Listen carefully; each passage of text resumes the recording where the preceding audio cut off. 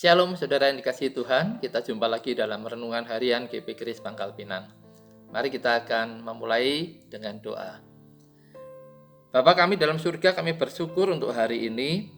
Kami mengucap syukur karena kasih setia Tuhan dalam hidup kami. Hari ini kami kembali akan belajar firman-Mu. Tuhan tolong berkati kami semua. Demi nama Tuhan Yesus kami berdoa. Amin. Ketika manusia itu mulai bertambah banyak jumlahnya di muka bumi, dan bagi mereka lahir anak-anak perempuan, maka anak-anak Allah melihat bahwa anak-anak perempuan manusia itu cantik-cantik. Lalu mereka mengambil istri dari antara perempuan-perempuan itu, siapa saja yang disukai mereka. Berfirmanlah Tuhan, Rohku tidak akan selama-lamanya tinggal di dalam manusia, karena manusia itu adalah daging, tetapi umurnya akan 120 tahun saja. pada waktu itu orang-orang raksasa ada di bumi, dan juga pada waktu sesudahnya ketika anak-anak Allah menghampiri anak-anak perempuan manusia, dan perempuan-perempuan itu melahirkan anak bagi mereka. Inilah orang-orang yang gagah perkasa di zaman purbakala, orang-orang yang kenamaan. Ketika dilihat Tuhan bahwa kejahatan manusia besar di bumi, dan bahwa segala kecenderungan hatinya selalu membuahkan kejahatan semata-mata, maka menyesallah Tuhan bahwa Ia telah menjadikan manusia di bumi, dan hal itu memilukan hatinya. Berfirmanlah Tuhan, Aku akan menghapuskan manusia yang telah kuciptakan itu dari muka bumi, baik manusia maupun hewan, dan binatang-binatang melata, dan burung-burung di udara. Sebab aku menyesal bahwa aku telah menjadikan mereka. tetapi Nuh mendapat kasih karunia di mata Tuhan. Inilah riwayat Nuh. Nuh adalah seorang yang benar dan tidak bercela di antara orang-orang sesamannya. Dan Nuh itu hidup bergaul dengan Allah. Nuh mempernakkan 3 orang laki-laki, Sem, Ham, dan Yafet. Adapun bumi itu telah rusak di hadapan Allah dan penuh dengan kekerasan. Allah menilik bumi itu, dan sungguhlah rusak benar.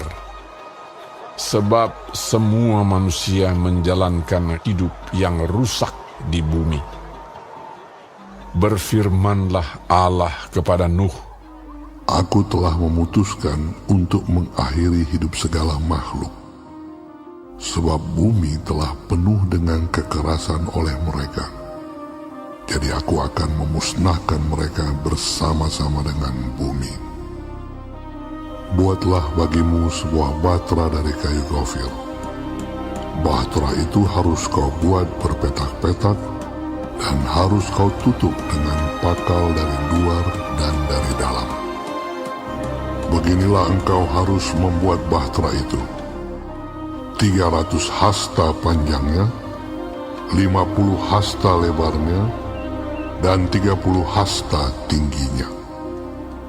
Buatlah atap pada bahtera itu, dan selesaikanlah bahtera itu sampai sehasta dari atas, dan pasanglah pintunya pada lambungnya. Buatlah bahtera itu bertingkat bawah, tengah, dan atas. Sebab sesungguhnya aku akan mendatangkan air bah meliputi bumi untuk memusnahkan segala yang hidup dan bernyawa di kolong langit. Segala yang ada di bumi akan mati binasa. Tetapi dengan engkau, aku akan mengadakan perjanjianku, dan engkau akan masuk ke dalam bahtera itu. Engkau bersama-sama dengan anak-anakmu dan istrimu, dan istri anak-anakmu. Dan dari segala yang hidup, dari segala makhluk, dari semuanya, haruslah engkau bawa satu pasang ke dalam bahtera itu, supaya terpelihara hidupnya bersama-sama dengan engkau. Jantan dan betina harus kau bawa. Dari segala jenis burung dan dari segala jenis hewan, dari segala jenis binatang melata di muka bumi, dari semuanya itu harus datang satu pasang kepadamu, supaya terpelihara hidupnya. Dan engkau, bawalah bagimu segala apa yang dapat dimakan. Kumpulkanlah itu padamu untuk menjadi makanan bagimu dan bagi mereka.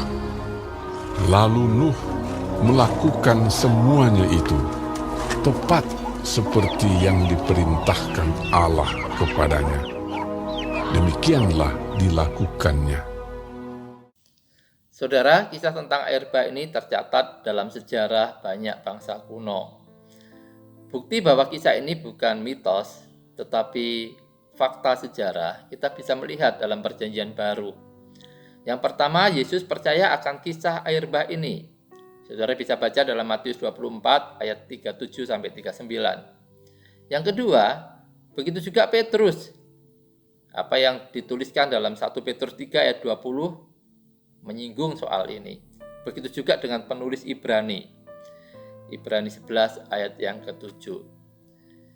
Nah, saudara, pada Kejadian pasal 6 ini, apa yang dapat kita pelajari? Yang pertama, saudara, kita bisa belajar tentang kekudusan Tuhan di ayat 1 sampai yang ke-7. Ketika Tuhan melihat dunia syarat dengan orang-orang yang jahat hatinya, yang keras perilakunya, dan yang memberontak kepadanya, Allah sangat murka. Nuh adalah generasi ke-10 dari Adam. Jadi tak perlu waktu lama bagi dosa untuk menyebar ke seluruh umat manusia. Dan Allah murka terhadap dosa manusia. Maka saudara, mari kita menyadari bahwa Allah itu Maha Kudus yang murka terhadap dosa. Ketika dunia saat ini kembali kepada situasi sama seperti zaman Nuh, Matius 24 ayat 37-39 memperingatkan, menasihatkan kita untuk berjaga-jaga. Ingatlah, sewaktu-waktu Tuhan dapat datang kembali dan membawa semua umat untuk dihakimi di hadapannya. Yang kedua, kita belajar tentang kasih karunia Tuhan di ayat ke-8 dan seterusnya. Sekalipun Allah itu Allah yang Maha Kudus, yang murka terhadap dosa, tetapi Dia juga Allah yang berkasih karunia. Nuh diselamatkan, sama seperti orang-orang berdosa yang ada di zaman kita saat ini, yang telah dipilih Tuhan, mendapat anugerah Tuhan dan diselamatkan. Ya, tentunya diselamatkan melalui iman. Ketika Nuh mendengar firman Tuhan, percaya kepada janji Tuhan untuk melindunginya dan membuktikan imannya melalui apa yang dia kerjakan. Mari saudara, kita pun mau belajar seperti Nuh. Mari kita bersyukur karena kita menjadi orang-orang yang mendapatkan kasih karunia Tuhan. Kita boleh mendapatkan janji-janji Tuhan. Kita boleh mendengar Injil. Kita dapat pengajaran firman Tuhan. Mari kita buktikan iman kita dengan tindakan yang nyata, ketaatan kita kepada firman Tuhan, dan percaya kepada janji-janjinya.